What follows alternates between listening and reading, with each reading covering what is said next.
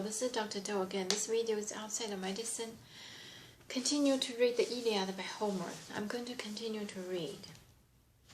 Then from that point on, harnessed in battle armor, moving at a forced march, our army reached Alpheus. Holy ford at noon. There we slaughtered fine victims to mighty Zeus. A bow to Alpheus river, a bow to Lord Poseidon, and an yoked cow to blazing-eyed Athena. And then through camp we took our evening meal by bank and file, and caught what sleep we could, each in his gear along the river rapids. And all the while those wanting Apians were closing round the fortress, burning to tear it down, but before they got the chance, a great work of the war god flashed before their eyes. Soon as the sun came up in flames above the earth, we joined battle, lifting a prayer to Zeus and Pallas, and just as our two opposing armies clashed, I was the first to kill a man and seize his team. The spearman Molus, son-in-law to their king and wed to his eldest daughter, blonde Agamemnon, skilled with as many drugs as the wild world grows. Just as he longed, I speared the man with a bronze lance, and Melius pitched in the dust as I swung aboard his car. I took my place in our front rank of champions. How those hot-blooded Apians scattered in terror, scuttling left and right when they saw him down. Their chariot's captain who'd outfought them all, now I charged their lines like a black tornado. I captured 50 chariots there, and each time 2 men bit the dust, crushed beneath my spear.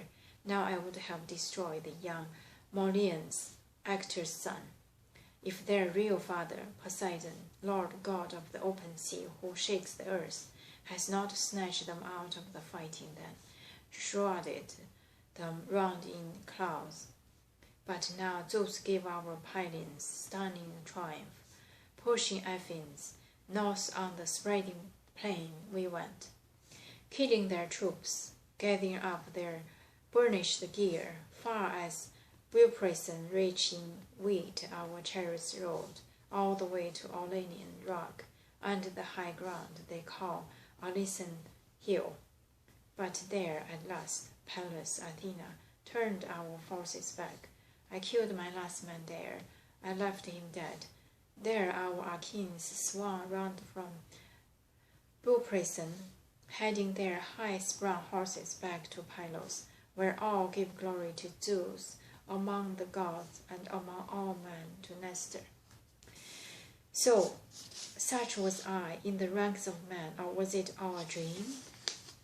He'll reap the rewards of the great courage of his alone. I tell you, whip his heart out far too late, when our troops are dead and gone. My friends, remember your father's last command? That day he sent you out of Phthia to Agamemnon. We were both there inside. I and Prince Odysseus heard it all in the halls. All your father told you. We'd come to the strong and storied house of Peleus, out for recruits across Achaea's good green land. There inside we found the old soldier Maniotius. Found you too, and Achilles close beside you, and the old horseman Peleus tending, burning the fat thighs of an ox to thunder Zeus. Deep in the walled enclosure of his court, he was lifting a golden cup and pouring wine, glistening wine, to go with the glowing victim. You two were busy over the carcass, carving meat, when we both appeared and stood at the broad doors. Achilles sprang to his feet. He seemed startled, clasped and the 2 of us by the hand and let us in. He pressed us to take a seat and sat before us. Sumptuous strangers fair, the strangers right. The ones we'd had our fill of food and drink, I left off with our plan, inviting the 2 of you to come campaign with us. How willing you were!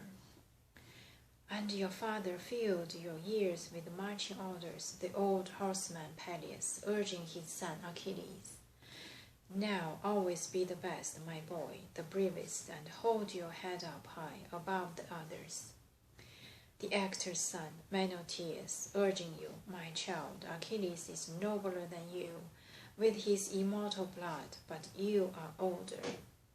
He has more power than you by far, but give him sound advice. Guide him even in battle. Achilles will listen to you for his own good. So the old man told you, you forgot.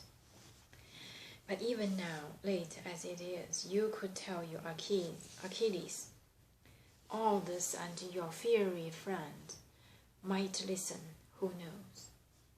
With the God's help, you just might rouse him up now, bring his fighting spirit around at last.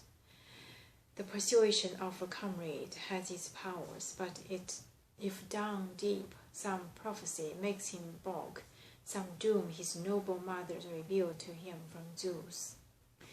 At least let Achilles send Patroclus into battle. Let the whole maiden army follow your command. You might bring some light of victory to our Argives. And let him give you his own fine armor to wear in war, so the Trojans might take you from him. Patroclus, yes, hold off from attack.